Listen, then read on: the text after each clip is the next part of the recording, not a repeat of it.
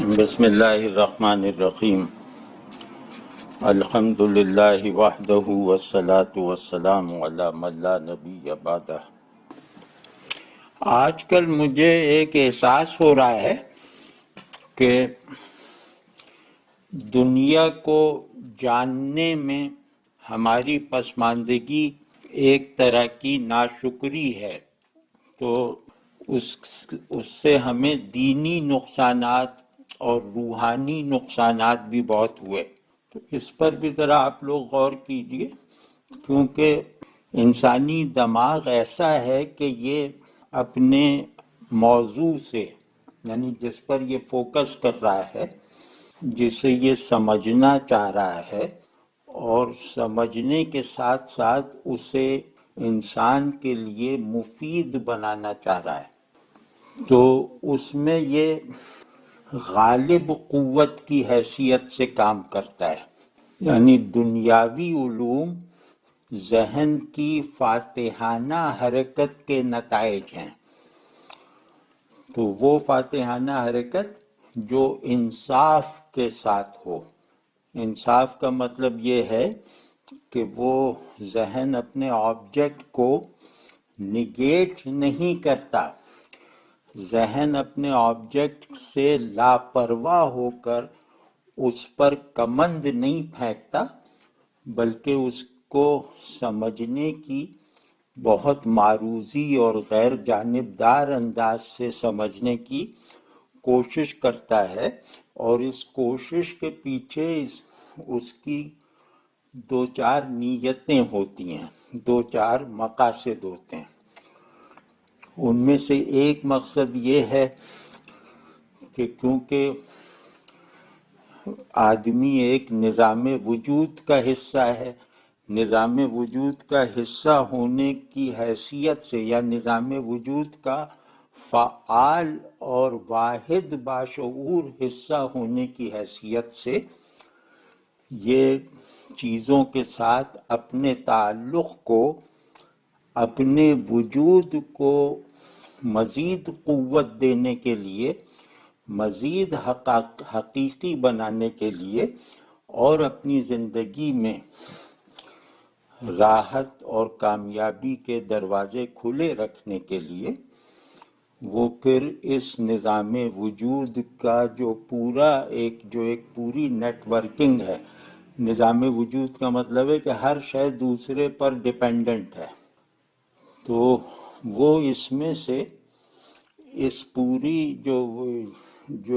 پورے نظام میں کا جو میکینکس ہیں، ان کو اس طرح سمجھتا ہے اور ان پر کم از کم اتنا تصرف حاصل کرنا چاہتا ہے کہ اس کا موجود ہونا ایک بڑی حقیقت کے طور پر گویا برسر کار رہے، اور اس کے موجود ہونے کے لیے، یعنی اس کی بقا کے لیے، اس کو زوال سے بچنے کے لیے جن خارجی وسائل کی ضرورت ہے، وہ وسائل اس کے لیے حاضر رہیں، یعنی خود ان وسائل میں اس کے لیے کوئی مزاحمت اور مغایرت نہ رہ جائے۔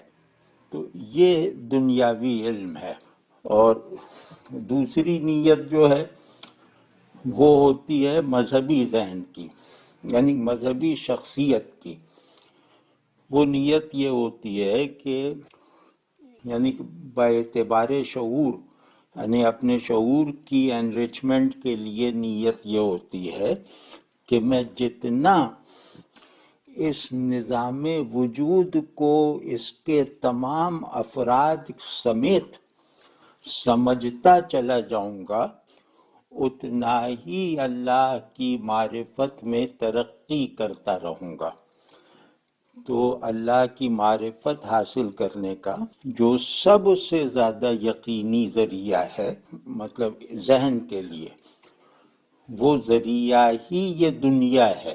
یہ دنیا اور اس کی چیزیں اور اس کو چلانے والا پورا جو جبری نظام ہے، تو جتنا میں اپنے باہر کی دنیا سے اپنے ایمانی ذہن کے تعلق کی پیدائش میں اور پروڈکٹیوٹی میں کامیاب ہوتا چلا جاؤں گا، اتنا میرا شعور اللہ کی ایک خاص طرح کی معرفت میں ترقی کرتا چلا جائے گا۔ اور وہ جو میں کہہ رہا ہوں کہ خاص طرح کی معرفت، وہ یہ ہے کہ اس معرفت میں غلط فہمی مضر نہیں ہوتی۔ یعنی اللہ کی معرفت کی دو سطحیں یا دو قسمیں ہیں۔ ایک قسم میں غلطی الاؤڈ نہیں ہے، یعنی وہاں غلطی کی گنجائش نہیں ہے۔ یہ معرفت ہے، یعنی کہ یوں سمجھیں کہ اس اسکرپچول معرفت، اسٹینڈرڈ معرفت، پرماننٹ معرفت اور ذہن کی پیسیوٹی سے حاصل ہونے والا علم، تو یہاں مطلب وحی کے ذریعے سے حاصل ہونے والی معرفت، اس میں غلطی مہلک ہے، اور اس میں غلطی نادانستہ بھی ہو تو بھی بہت بڑی خرابی کا سبب بنتی ہے۔ وہ کیوں اس میں یہ کیوں گنجائش نہیں ہے؟ وہ اس لیے کہ وہی اپنے مخاطب کو مکمل انفعال، مکمل سپردگی، مکمل پیسیوٹی میں دیکھنا چاہتی ہے۔ یعنی اس کے لیے عقل اپنی بہترین صلاحیتوں کے ساتھ حافظہ بن جائے، تو وہاں غلطی گنجائش نہیں ہے، کیونکہ وہاں ذریعہ علم ایسا ہے جس کے مخاطب، جس کو استعمال کرنے کا ادب اگر آ گیا، جس کو استعمال کرنے کے لیے ذہن نے اسی کی بتائی ہوئی درست پوزیشن لے لی، تو غلطی کا امکان نہیں رہتا۔ ادھورا پن ظاہر ہے کہ وہ تقدیر ہے۔ یعنی معرفت وحی کے ذریعے سے کامل نہیں ہے۔ وحی کے ذریعے سے جو معرفت حاصل ہوتی ہے وہ صحیح ہے، اور جتنی معرفت درکار ہے وہ ساری کی ساری ہے، لیکن کامل نہیں ہے۔ تو وحی سے حاصل ہونے والا علم کمال کا مطالبہ نہیں کرتا، صحت کے تقاضے سے دستبردار نہیں ہوتا۔ صحیح ہونے میں کوئی خلل نہ ہو، کامل ہونے کی کوئی ضرورت ہے نہ صلاحیت ہے۔ تو یہ ایک کیٹیگری ہے معرفت الہی کی۔ دوسری کیٹیگری بالواسطہ ہے۔ بالواسطہ تو خیر وہ وہی بھی ہے، لیکن دوسری کیٹیگری وہ گویا انسانی فطرت کا اپلائی ہونا ہے فطرت خارجی پر۔ اب اس کو چاہے آپ فلسفیانہ اصطلاحوں میں کہہ لیں، چاہے آپ نفسیات کی اصطلاحیں استعمال کریں، یہ تمام اصطلاحوں اور تمام ڈسپلنز میں یہ انتہائی محکم بات ہے کہ علم سبجیکٹ کی آبجیکٹیفیکیشن ہے۔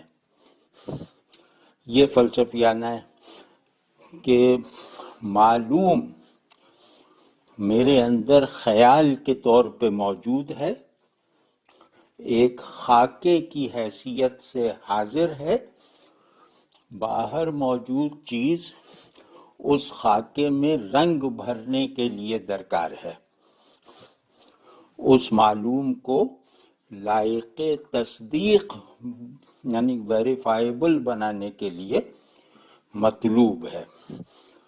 ورنہ تو ہر جس شے کا بھی مجھے علم ہے، اس علم میں میرا اپنے شعور کا شعور شامل ہے۔ تو یہ بات کبھی نہیں فراموش کرنی چاہیے کہ انسانی ذہن جب ایکٹیو موڈ میں ہوتا ہے، یعنی جب وہ کسی بائنڈنگ پرنسپل یا کسی بائنڈنگ لاجک کا تابع ہوئے بغیر آزادی کے ساتھ اپنے موضوع پر کام کرتا ہے تو وہ اس شے کو اپنے ذہن میں موجود پہلے سے ایک بنی ہوئی ایک اسٹیٹ آف نالج میں کھپنے کے لائق بنا دیتا ہے۔ ایسا نہیں ہوتا کہ آبجیکٹ ذہن کے کسی خلا کو بھرتا ہے، شعور کی کسی کمی کو دور کرتا ہے، یعنی کسی بنیادی کمی کو۔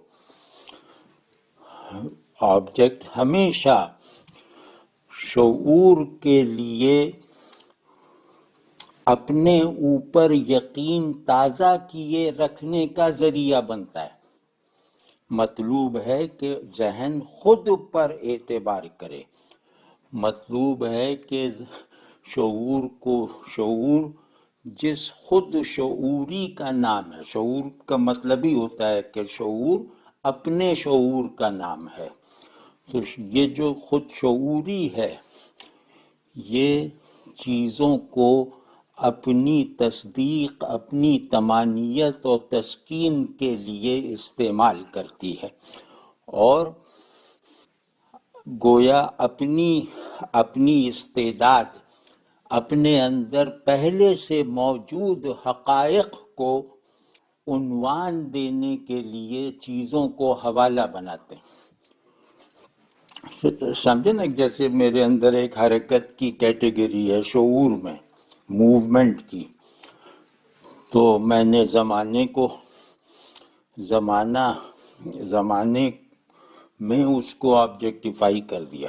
اب زمانہ ایک ایسی چیز ہے جس کو آبجیکٹ کہو تو دکھایا نہیں جا سکتا، جسے سبجیکٹ کہو تو سمجھایا نہیں جا سکتا۔ تو اسی طرح بہت ساری جو بنیادی، یعنی علم کو تعمیر کرنے، ذہن میں شے کے معلوم ہونے کے عمل کو شروع کرنے اور مکمل کرنے کا جو بھی نظام ہے وہ ذہن میں آبجیکٹ سے نہیں پیدا ہوا، بلکہ ذہن کی خلقت میں داخل ہے، ذہن کی بناوٹ اسی پر ہے۔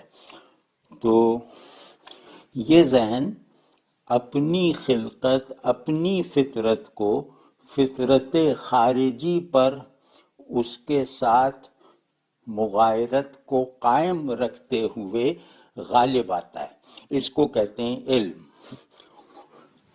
تو اس علم میں اب ظاہر ہے کہ جو ایمانی شعور ہے، یعنی جس کا مسلمہ یہ ہے کہ کائنات اللہ کی مخلوق ہے اور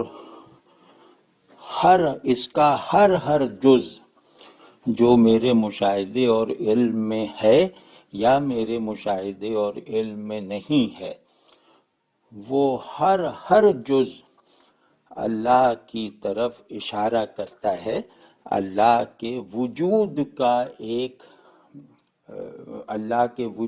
ایک شاہد ہے، اللہ کے وجود پر دلیل ہے، اور دلیل حسی ہے، جو دلیل کی سب سے طاقتور قسم ہے، کہ امپیریکل دلیل جو ہے۔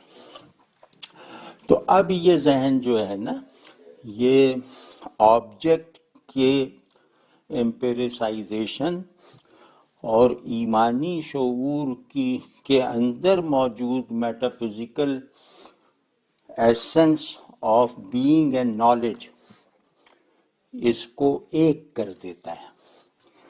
یہ اتنا بڑا کارنامہ ہے کہ اس کے مقابلے میں انسانی شعور کے پاس کوئی اور بلندی نہیں ہے، کوئی اور گہرائی نہیں ہے۔ یعنی یہاں پہنچ کر شعور انسانی اپنے منتہا کو پہنچ جاتا ہے، اپنے کمال کو پہنچ جاتا ہے، اپنے اصول کے ساتھ عملاً اور حالاً موافقت میں مکمل طور پہ کامیاب ہو جاتا ہے جب وہ آبجیکٹ یعنی شے جس پہ ذہن کام کر رہا ہے، یہ دنیا، اور سبجیکٹ یعنی صاحب شعور یعنی آدمی یعنی خود شعور،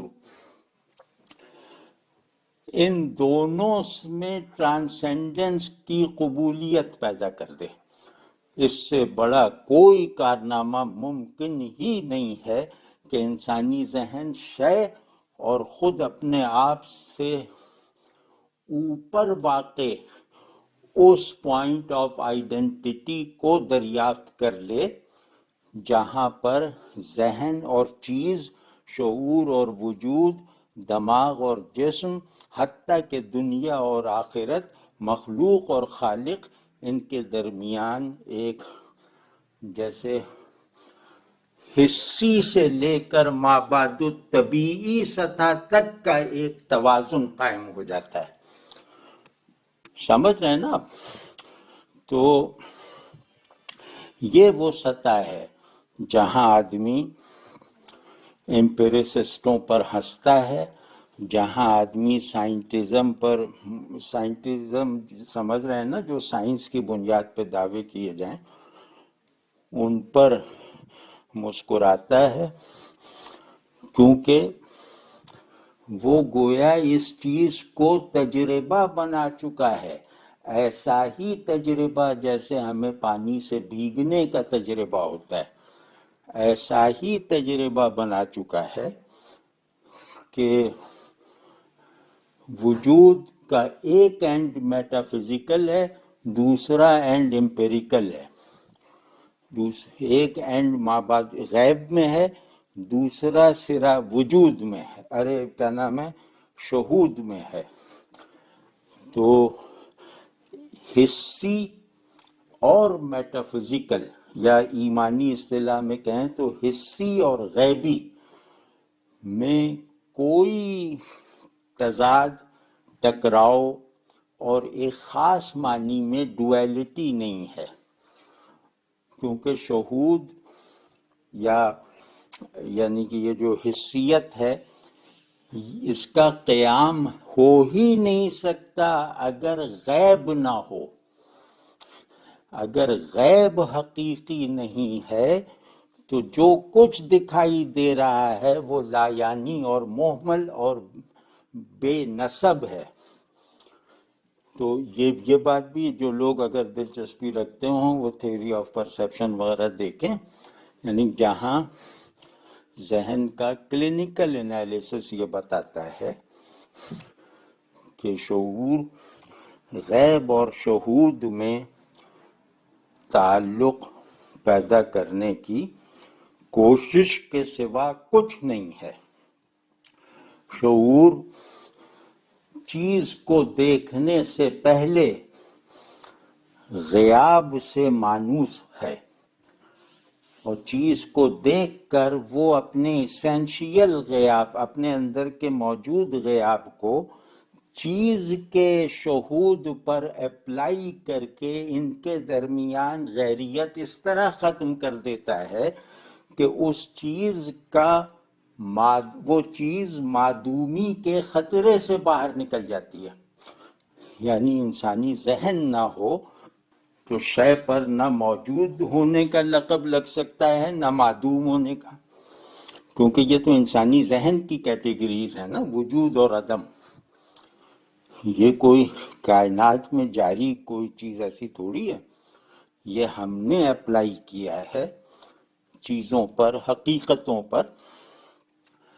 تو یہ ہم یعنی کہ یہ شعور، یا زیادہ صاف لفظوں میں کہیں تو یہ ایمانی شعور اگر اپلائی نہ ہو، اگر بیچ میں نہ آئے، اگر شہود اور غیب کے درمیان ایک ایکٹیو نیز پیسو برزخ نہ بنے، یعنی غیب کے لیے پیسو، شہود کے لیے ایکٹیو، تو اگر یہ ان دونوں کے درمیان پل نہ بنے تو وجود عدم، یہ ساری جو پرنسپل، یا یوں کہہ لیں کہ یہ ساری جو اسینشیل کیٹیگریز ہیں، یہ وجود ہی میں نہ آئیں. یہ مطلب کچھ بھی نہیں. ایک لایانی کسے کہتے ہیں؟ کہ جسے موجود کہنا چاہو تو کہہ لو، جسے معدوم کہنا چاہو تو بھی کہہ لو. تو جو شے بیک وقت موجود اور معدوم ہونے کو درست قرار دیتی ہو تو اس شے کو کہا جاتا ہے یہ محمل ہے، یہ ایبسرڈ ہے. تو اب یہ جو ایمانی شعور ہے، یہ انتہائی بڑی اسکیم آف بینگنیس، ایک انتہائی بڑے نظام الوجود اور غایت الوجود کو گویا ایک زندہ ریفرنس کے طور پر موجود رکھتا ہے، حاضر رکھتا ہے، مؤثر رکھتا ہے، افیکٹو رکھتا ہے، اور شے پر غالب رکھتا ہے.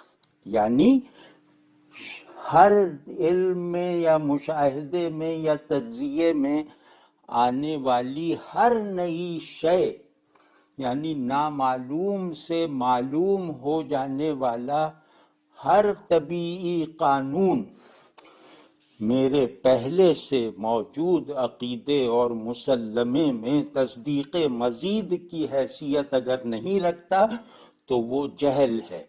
اس کا مطلب ہے کہ میں نے شے کو اس کے اصلی تشخص سے کاٹ کر اپنے ذہن کا موضوع بنایا، اور یہ حرکت کر کے خود ذہن کو اس کی اصلی بنیاد سے ہٹا دیا. تو یہ بہت یاد رکھیے گا یہ چیزیں. یہ انشاءاللہ یہ جو جدیدیت کا غوغا ہے نا الہاد کا، یہ اس کا بہت بڑا توڑ ہے. اور اسی وجہ سے جو سمجھدار لوگ ہیں آج مغرب میں، وہ اسی طرح کی چیزیں لا رہے ہیں سامنے، جو جن میں مطلب بہت زیادہ اہمیت اس بات کو ہے کہ اس بات کو سمجھا جائے کہ شعور کیا ہے. تو اب یہ سوال کہ شعور کیا ہے، اس پر انحصار ہے اللہ کو ماننے نہ ماننے کا یا اللہ کو منوانے کا. تو اب اس شعور کو میں کیسے سمجھوں گا اس کی دونوں جہتوں کو ملحوظ رکھے بغیر؟ مطلب اگر میں کہوں کہ شعور صرف ایمانی ہے، یعنی صرف پیسو ہے، عقل صرف پیسو ہے، تو بھی میں نے درست نہیں سمجھا، یعنی پوری بات نہیں سمجھی. اور اگر میں کہوں کہ عقل جو ہے وہ صرف ایکٹیو ہے اور حواس کے فراہم کیے ہوئے ڈیٹا کو عنوان دیتی ہے، شناخت دیتی ہے، ان کا کوئی مصرف نکالتی ہے، یعنی کہ عقل صرف ایکٹیو ہے، تو بھی میں آدھی بات پہ پہنچا. اور اصولوں میں آدھی بات غلط بات سے زیادہ خطرناک ہوتی ہے، کیونکہ آدھی بات ادعا پیدا کرتی ہے، یقین پیدا کرتی ہے، دعویٰ پیدا کرتی ہے.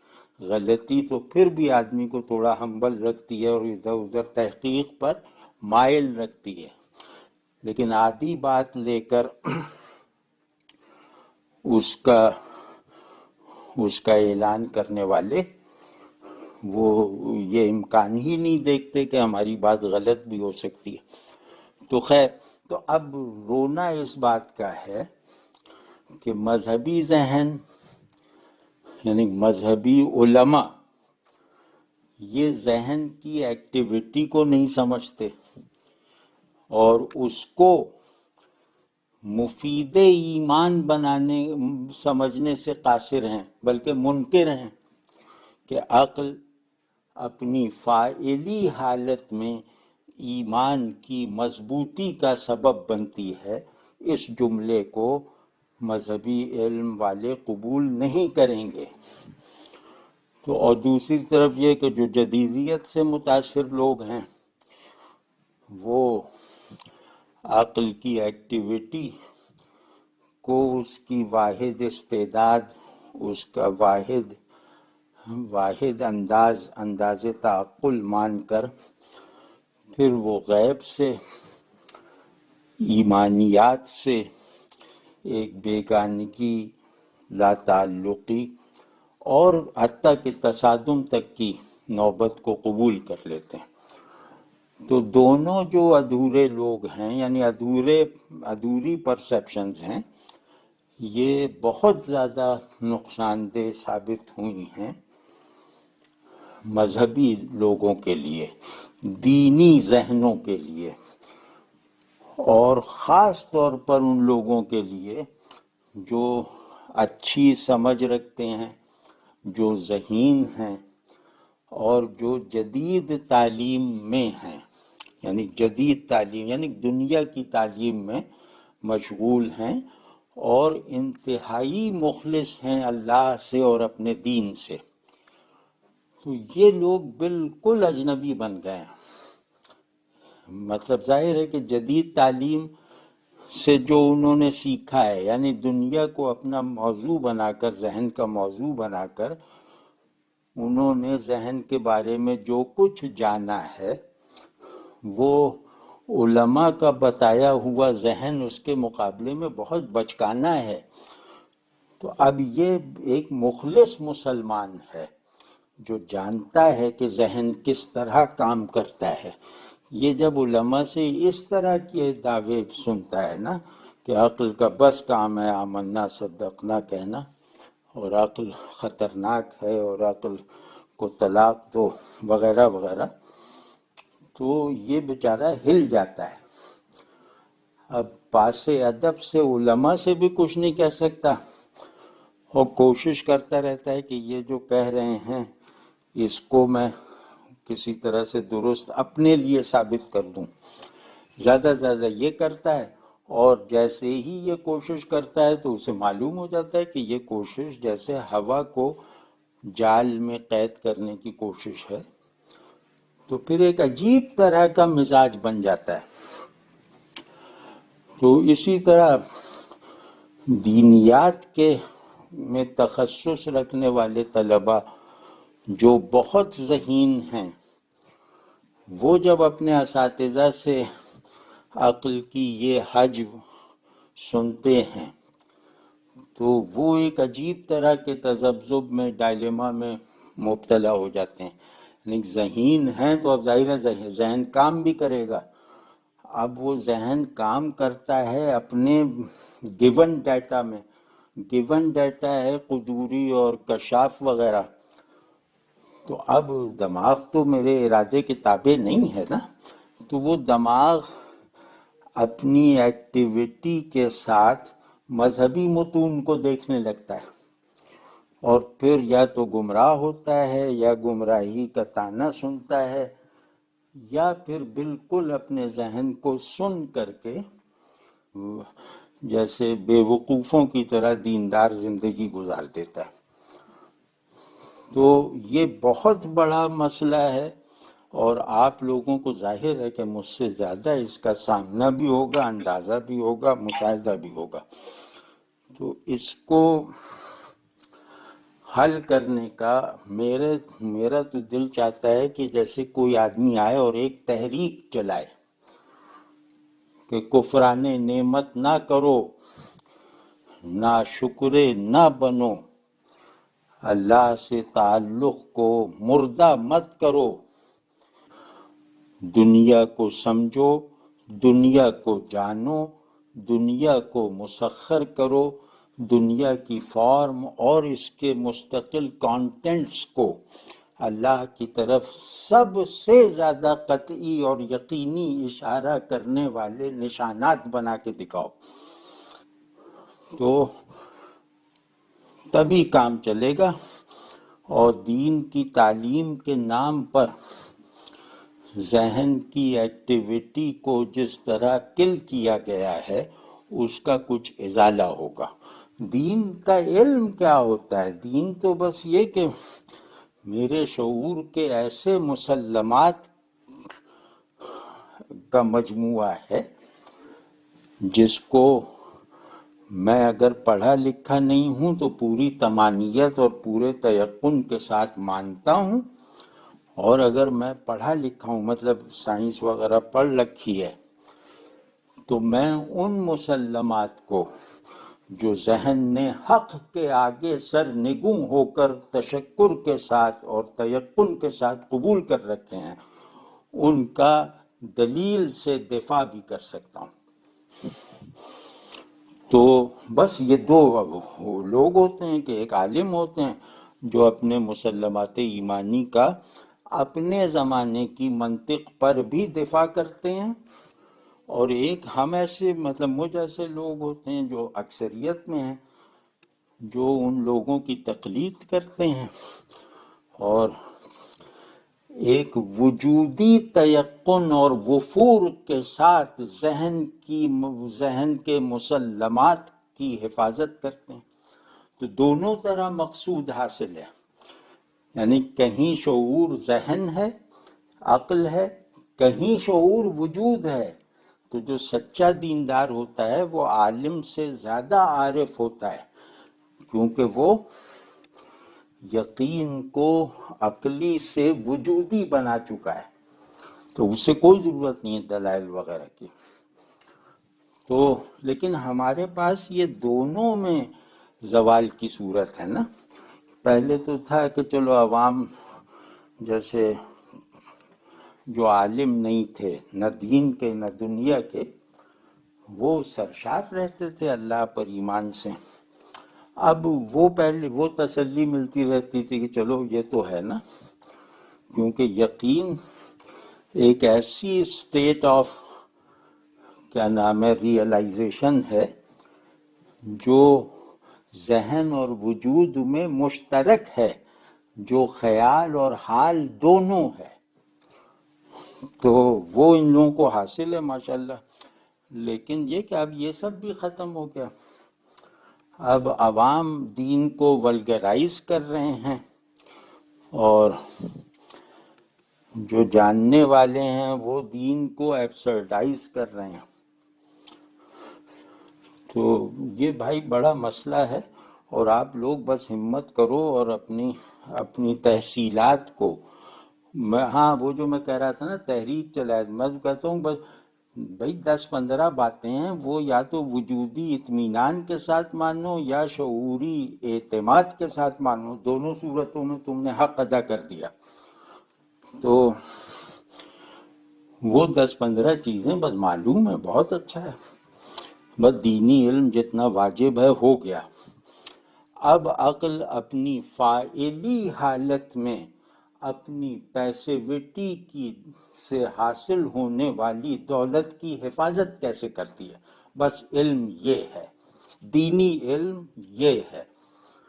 تو یہ آپ لوگ اب کریں کہ مطلب تحریک یہ چلنی چاہیے کہ سب لوگ دنیا کا علم حاصل کرو، کیونکہ دنیا کا جاہل آخرت کا عارف بن بھی جائے تو وہ مضحکہ خیز ہوتا ہے، حتیٰ کہ اپنی نگاہ میں بھی مضحکہ خیز ہو جاتا ہے۔ تو کیسے ہو سکتا ہے؟ مطلب یہ کہ میں مصور کو جاننے کا دعویٰ کروں اور اس کی کسی بھی تصویر کو نہ دیکھوں، میں خالق کا عارف بنوں اور اس کے معجزات تخلیق سے لا تعلق رہوں، یہ کیسے ہو سکتا ہے؟ تو دنیا کا علم علم ہے، دین ایک معاہدہ ہے، دین عقل کا خزانہ ہے، دین شعور کا ایسنس ہے، دین وجود کی بنیادی اسٹیٹ ہے۔ اب اس کے آگے کا جو میدان ہے وہ علم کا میدان ہے، وہ اس وجہ سے کہ علم کبھی بھی فالسیفائبلٹی کے احتمال سے پاک نہیں ہو سکتا، یعنی وہ علم ہی نہیں ہے جس کا غلط ہونا ممکن نہ ہو۔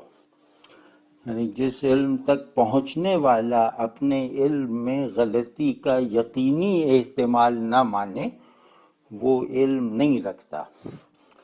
تو بلا وجہ شعور کی اس مزاج علم کو اپلائی کرتے جاؤ گے احکام پر، عقائد پر، تو وہ عجیب عجیب نتائج نکلیں گے.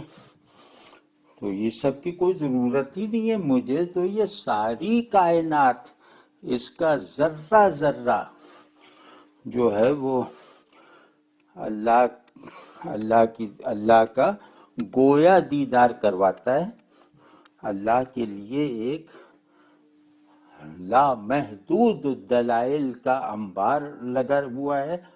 تو مجھے اس انبار کی طرف جانا چاہیے، یا جسے میں مانتا ہوں اسی پر عقل کی فاعلیت کو اپلائی کر کے اسے گویا جیسے وہ ورزش گاہ بنا لیا ہے. تو کچھ بھی نہیں، یہ فضول باتیں ہیں.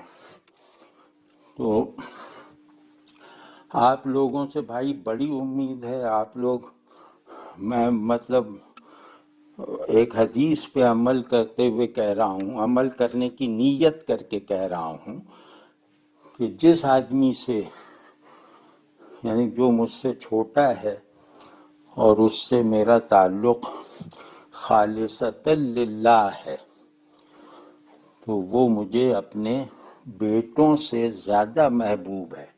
یہ اس بات پہ اللہ گواہ ہے. یعنی حصی محبت بھی مجھے اس لڑکے سے زیادہ ہے جس سے میرا تعلق صرف اللہ کے لیے ہے.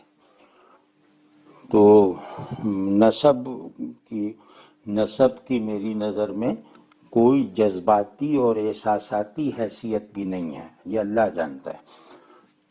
تو بس یوں ہی سمجھ لو اس بات کو کہ اس محبت کا یہ تقاضا ہے کہ میں آپ لوگوں کو سے بار بار اصرار کرتا رہوں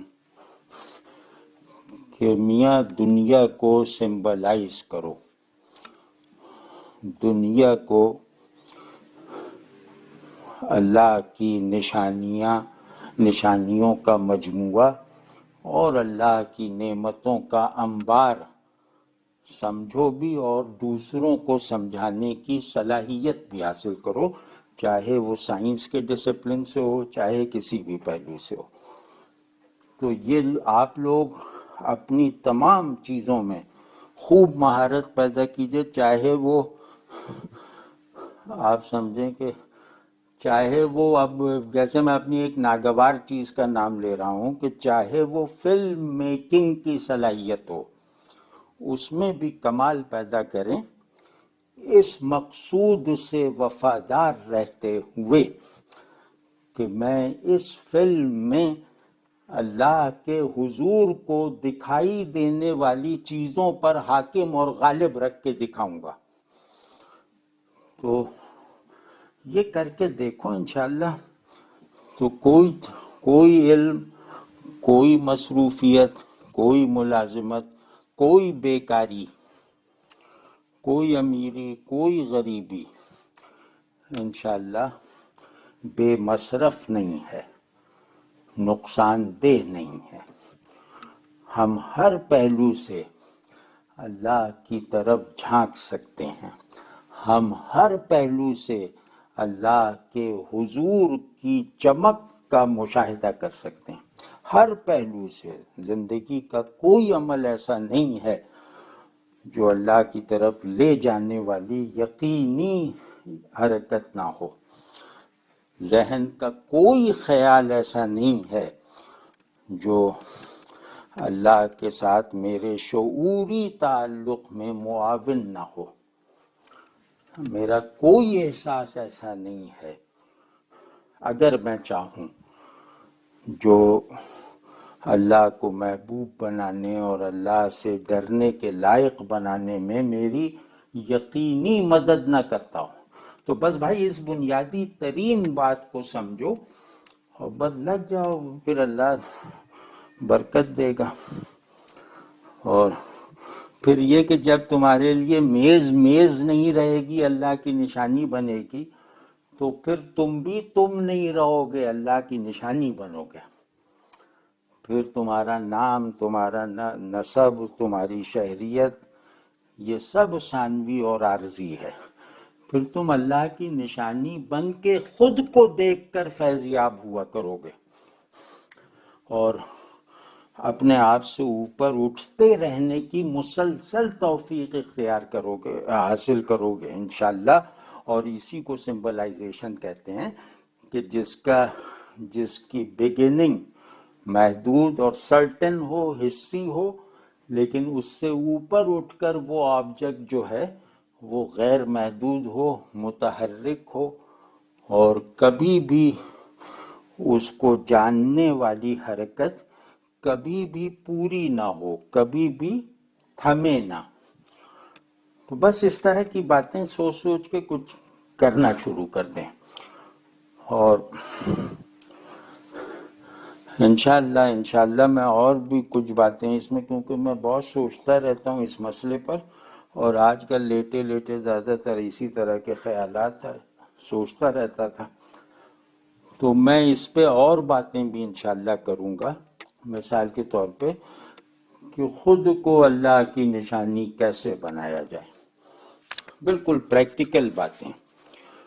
اور اسی طرح اپنے ماحول کو اللہ کی طرف اشارہ کرنے والی قوت کیسے بنا لیا جائے، یہ بہت آسان ہے. انشاءاللہ اس پہ بھی کریں گے. تو یہ کیے بغیر آپ جو بھی نعرے لگاتے رہیں، جو بھی تفسیریں لکھتے رہیں، اس کا کیا حاصل حصول؟ تو جناب یہ کیجئے گا، یہ کیجئے، اور ہر آدمی اپنے تمام دائرہ عمل اور دائرہ علم میں بس یہ دیکھے اپنی پوری زندگی کو، میری زندگی کا لمحہ لمحہ، میرے مشاہدات کا ہر منظر، میرے تخیلات کی ہر فارم، میرے تعقلات کا